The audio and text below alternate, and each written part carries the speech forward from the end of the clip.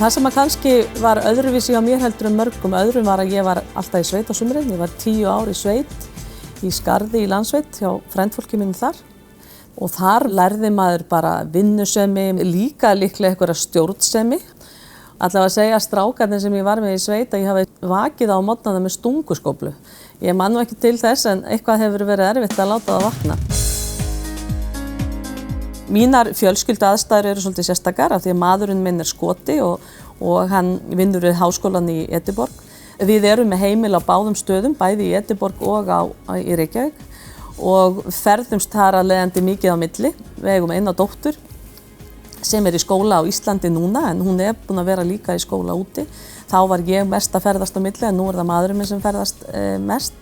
Og ég verð nú að viðurkenna svona þegar mest gekk á eftir 2008 þá var oft gott að eiga rólegar helgar þar. Ég sem stjórnandi held að mér lýst svona sem þeirri sem segir reglulega hendum okkur í þetta. Ég held líka að margir myndi lýsa því samt að ég stjórni svolítið með hjartanu og ég svolítið lýðræðislegu stjórnandi. Ég vil láta marga koma að ákvörðun og allir vita og allir fá að segja sitt. Það tekur oft lengri tíma að taka ákvarðanir þegar maður þannig stjórnandi og það getur náttúrulega pirrað suma. En ég segi samt að þegar ákvarðanir komin þá innleiðingin mikið auðveldari því að það svo margir sem hafa komið að henni og eru tilbúinir til að láta þetta ganga. Ég tala mikið fyrirmyndir og ég held að sé afar mikilvægt fyrir ungar konur að hafa fyrirmyndir og sjá hvað hægt.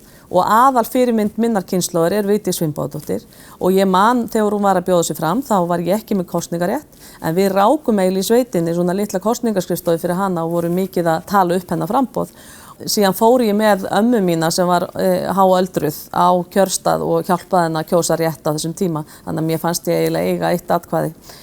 En varðandi svona fyrirmyndir í vinnunni þá það þó þannig að ég hef til dæmis aldrei haft konu sem yfirmann. Flestar mínar fyrirmyndir eru karlmenn sem ég hef unnið með og þar má kannski fyrsta nefna Val Valsson sem ég vann lengi með og af honum lærði ég mjög margt og hann var mjög flottur markaðsmaður og samskiptamaður og svona hvernig maður hagaði mörgum hlutum lærði ég hjá honum. Þegar ég kem úr skóla þá hélt ég að konum væri allir vegir færir.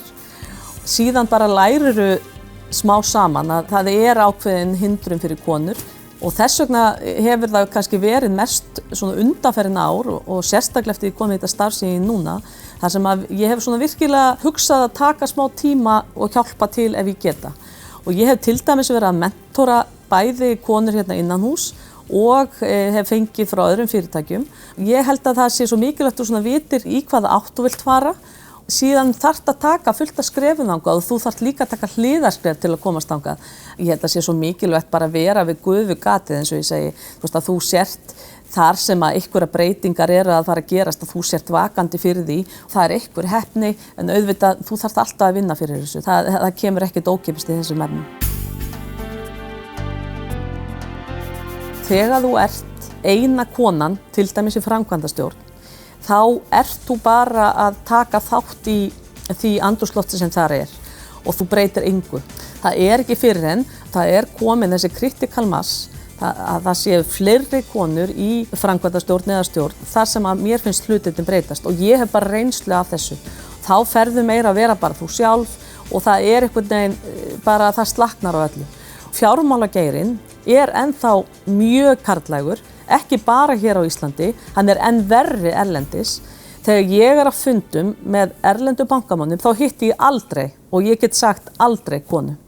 Ég verð að segja það að ég með frábæran hóp af samstarfsfólki og mér finnst karlmennir, sérstaklega í framkvæmdastjórn bankans, þeir eru oft á tíðum gangaði lengra en ég í jafnréttismálum. Ég frábærlega ánægð með hvernig þeir hafa meðtekið þessi skilaboð og gert þau að sínum. Ég held að jafnréttisbarátta sé endalaust verkefni og það sem ég hef áhuga á núna þessi jafnlaunavottun. Og ég alveg komið þangað að það að innleiða hana þannig að þetta sé hluti af svona corporate governance.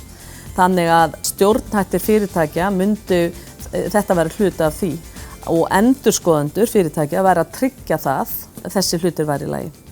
Þetta finnst mér vera stóra málið næst.